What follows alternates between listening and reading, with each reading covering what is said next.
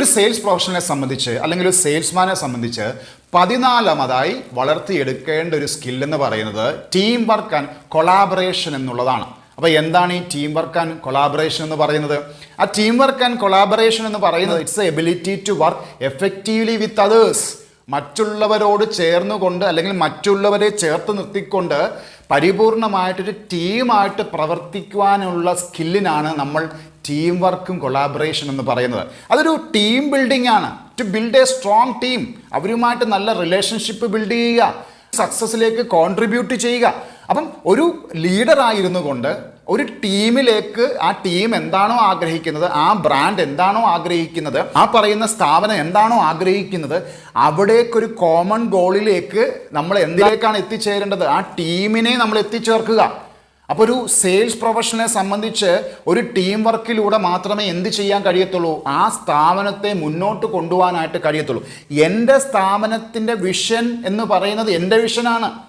എനിക്ക് ആ വിഷൻ എൻ്റെ സ്ഥാപനത്തിൻ്റെ ഓണർ എനിക്ക് തന്നെങ്കിൽ മാത്രമേ എനിക്ക് എന്ത് ചെയ്യാൻ കഴിയത്തുള്ളൂ? എനിക്കെൻ്റെ ടീമിലേക്കും ഞാൻ ഏതൊക്കെ കസ്റ്റമറെയാണോ ക്ലയൻസിനെയാണോ ഡീൽ ചെയ്യുന്നത് അവരിലേക്കും ആ വിഷൻ എത്തിച്ചേർക്കുവാനായിട്ടും കഴിയത്തുള്ളൂ. അപ്പം ഒരു ടീമായിട്ട് പ്രവർത്തിക്കുവാനായിട്ടും കൊളാബറേറ്റ് ചെയ്യുവാനായിട്ടും ഒരു സ്കില്ല് വളർത്തിയെടുക്കണം. ഈ 21ാം നൂറ്റാണ്ടിൻ്റെ പരമപ്രധാനമായിട്ടുള്ളൊരു സ്കിൽ എന്ന് പറയുന്നത്, ഈ 21ാം നൂറ്റാണ്ടിൽ വളർത്തിയെടുക്കേണ്ട പരമപ്രധാനമായ ഒരു സ്കില്ലാണ് കൊളാബറേഷൻ സ്കിൽ എന്ന് പറയുന്നത്. കൂട്ടുത്തരവാദിത്വം അല്ലെങ്കിൽ കൂട്ടായ്മയാണ്.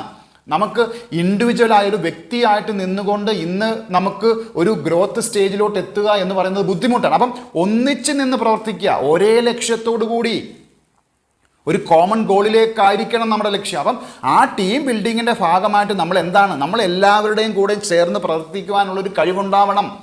നമ്മൾ അവരുമായിട്ട് നല്ല റിലേഷൻഷിപ്പ് ബിൽഡ് ചെയ്യുവാനായിട്ട് കഴിയണം. ആ പറയുന്ന ടീമിൻ്റെ ആ പറയുന്ന സക്സസ് ഗോൾ എന്ന് പറയുന്നത്, ആ ടീമിൻ്റെ സക്സസ് എന്ന് പറയുന്നത് നമ്മുടെ കോൺട്രിബ്യൂഷനും കൂടി ഉള്ളതാവണം.